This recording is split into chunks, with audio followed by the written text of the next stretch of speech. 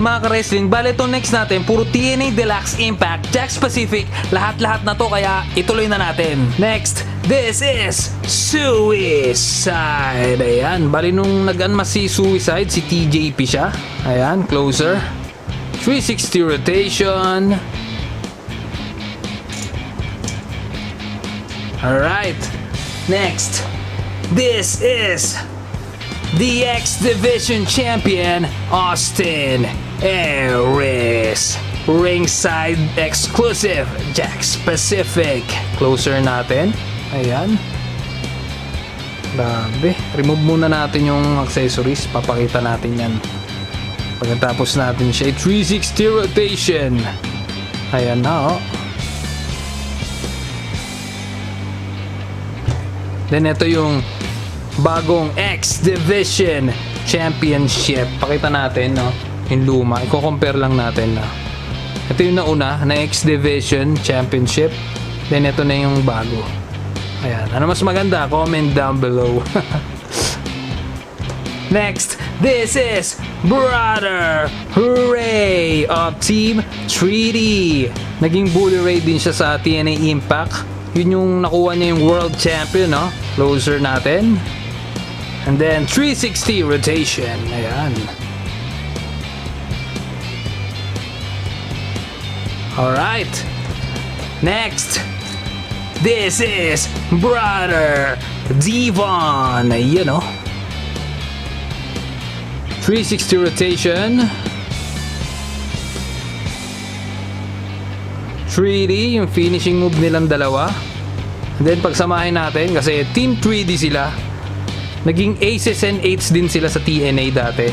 Na, sa mga nakapanood dyan, ano masasabi nyo sa kanila? Parang Bullet Club ba? I-comment down below nyo nga. Next, he is the Cowboy, James Storm. Ayan, oh, Beer Money. Closer. Then remove natin yung cowboy hat niya. Sabay closer ulit, diba? Ayan, 360 rotation. Ayan. Naging tag team partner niya rin dati si Chris Harris. America's Most Wanted sila. Ayan, sa mga nakakilala sa kanila, diba? Alright. Next, this is Bobby Roode of Beer Money. Ayan, Team Canada din siya dati. Closer. Kasama niya si Petey Williams tsaka si Eric Young. 360 rotation.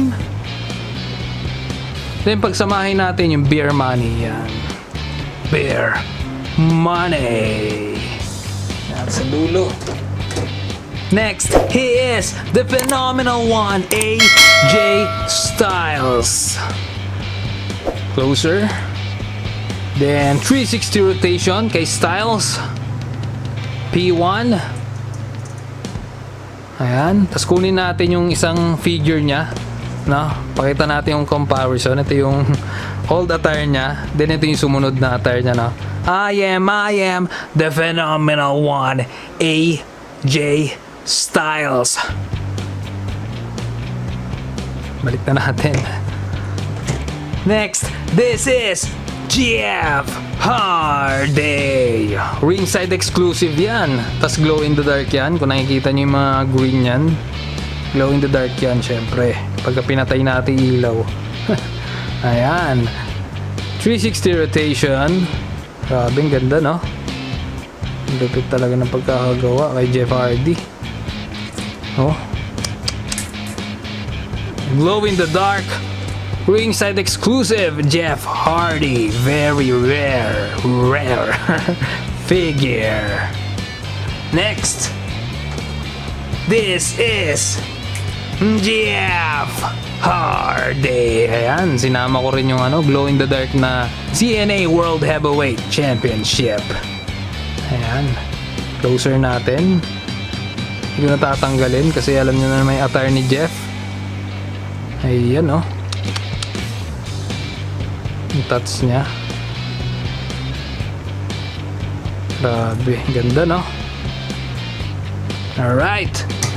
Next, another Jeff Hardy. Yun, oh. Ang ganda, di ba? Lahat ng figure ni Jeff Hardy talaga maganda. Closer natin, no? 360 rotation. Then, pag samasamahin natin yung tatlo. Ayan. Pakita natin yung face paint, di ba? Ano mas maganda dyan sa tatlo? Comment down below nyo mga ka-gentle, mga ka-wrestling. Grabe, di ba? Panalo talaga. Alright. Next. This is Rob Van Dam. Ganda, no? One of a kind talaga. Si RVD. 360 rotation.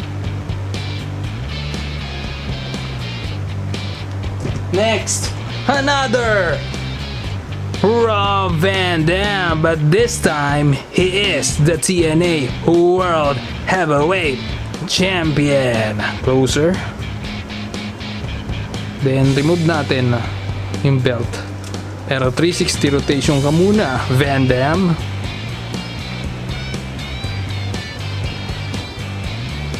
Then ito, yung TNA. Dali, ayaw.